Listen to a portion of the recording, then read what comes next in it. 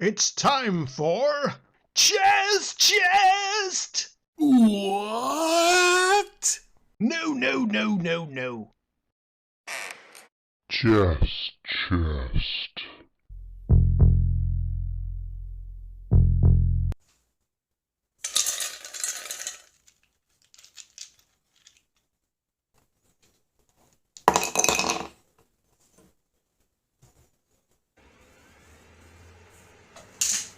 Welcome to another Down the Rabbit Hole video.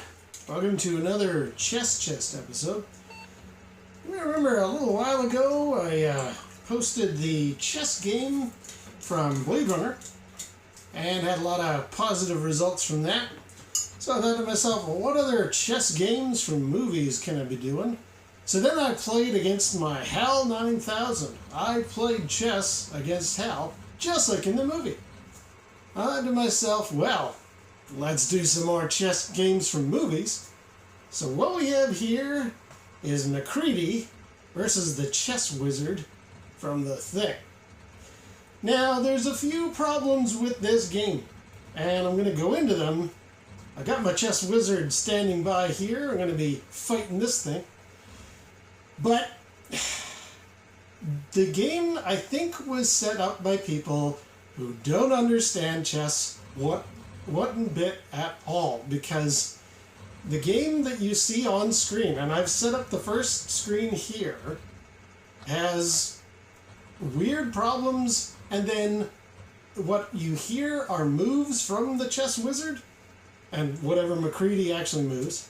They don't make any sense, and some pieces magically appear out of nowhere. So I think it was clearly a case of the makers of the movie just thought, well, we'll throw some pieces together on a screen and we'll make it look right. Now, it is a real chess program that they used for the film. It was for the Apple II.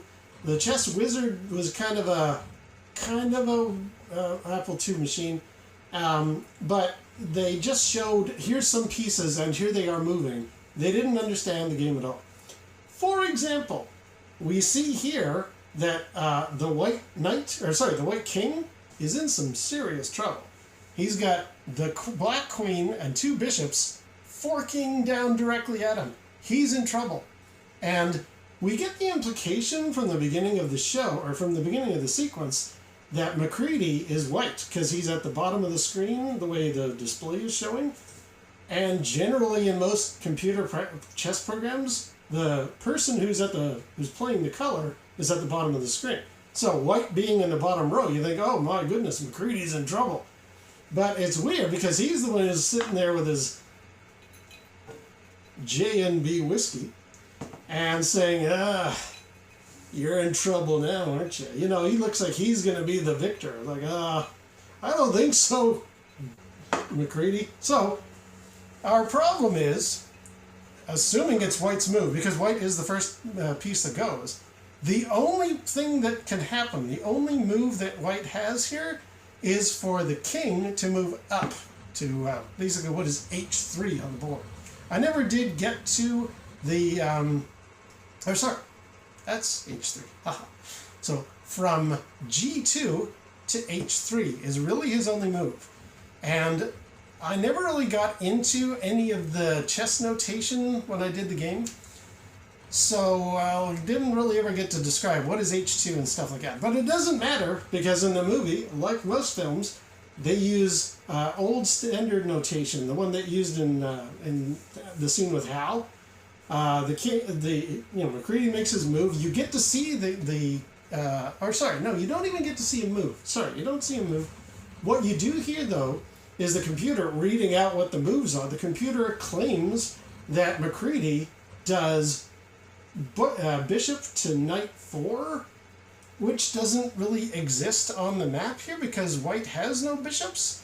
So the only alternative, the only thing that we can figure out is, oh, wait a minute, MacReady's playing black. So bishop to knight 4 would be maybe one of these or something. And then the next move is, assuming this is now the computer doing the scene or doing the move, they do rook to knight 3. And it's like, well, you've got a king in check. What are you doing? But it gets stranger still, because next scene, these pieces have completely moved around. Let me show you. So here we are the next time we see the screen, and it's magically much different. The queen has appeared out of nowhere. These pawns, which were up further, are now backward. How is that possible? And the screen, I think in the shot, it says that Macready moves king to rook 1, and then the computer makes a move with, like, I think it's rook to king 6 or something like that. So maybe here or something, but like, how is that? That's not even checkmate. And then it goes, checkmate, checkmate. So yeah, unfortunately, there is no way that chess game was real, and that's unfortunate, because you'd think, well, I'm here, I've got myself all prepared to do a chess chest. What am I going to do to salvage the situation? I'll tell you what I'm going to do. I'm going to turn this into a whiskey tasting video, because why not? I haven't tried J&B, what is this, Justerini and Brooks? Never had this stuff before. Let's try it out. Now, this has been sitting in some ice for a little while as I've been setting up the game here, so let's channel our inner Macready here and just try it out. Pardon the, the beer being in the way. Let's try this guy out.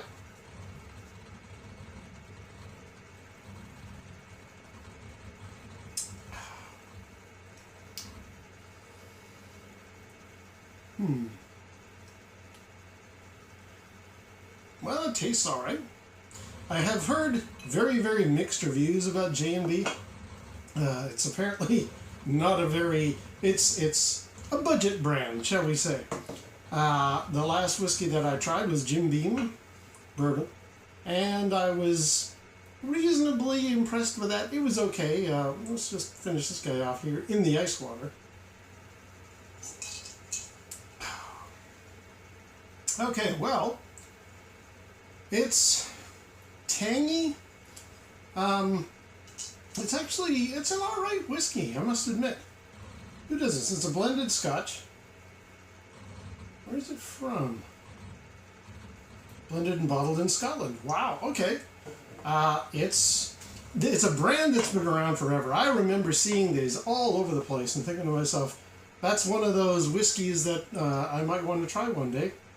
And then I thought to myself, well, this provides the excellent opportunity, since I'm not really going to be able to play the chess game that Macready had, why not enjoy the drink that Macready had? Now, what I'm going to do is actually just, I'm going to get rid of my ice. I want to do this like a proper whiskey tasting. I want to do like the notes, the smell, and all that stuff. So let's do a proper dram here. And we'll I will put ice back in it.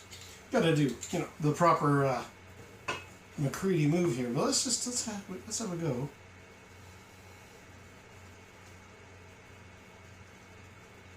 It's got a very light aroma. And again, it could be my beard and mustache that are getting in my way, but I don't really. Whereas I found the George Dickel had quite a noticeable orange flavor, kind of an aroma. This one's not really giving me much. And again, a lot of people say it's not a great whiskey, so maybe that's a combination. Let's just try it out here.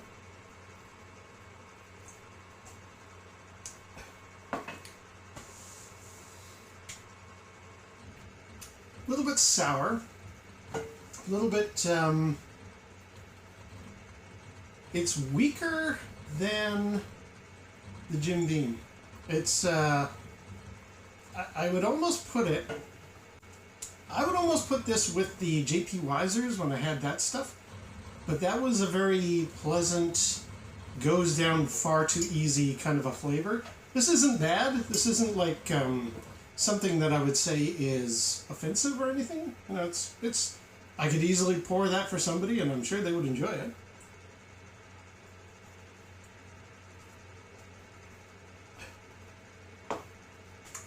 But it's a very empty experience. Like, it doesn't have any follow-up. There's no arrival. There's none of those like really good experiences you get with other whiskeys. Well, okay.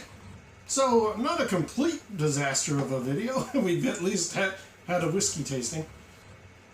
But I think I do need to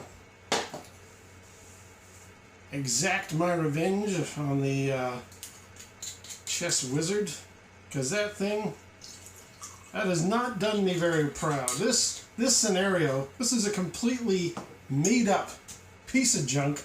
Thankfully, we've at least got the whiskey to pass us through the evening, but all of this has been a complete waste of time. To heck with you, you waste of time. The chess wizard, no good. I'm giving it a fail, if not the game. Kurt Russell was right. McCready, I'm going to channel you. This thing really is a cheating bitch. Alright, well, I guess on that note, I'll just say from here on, that's another chest in the bin. Or maybe we'll do a little bit more research and hope we can find one that's got a little more interest, a real game going on. Alright, until next time, we'll see you down the rabbit hole.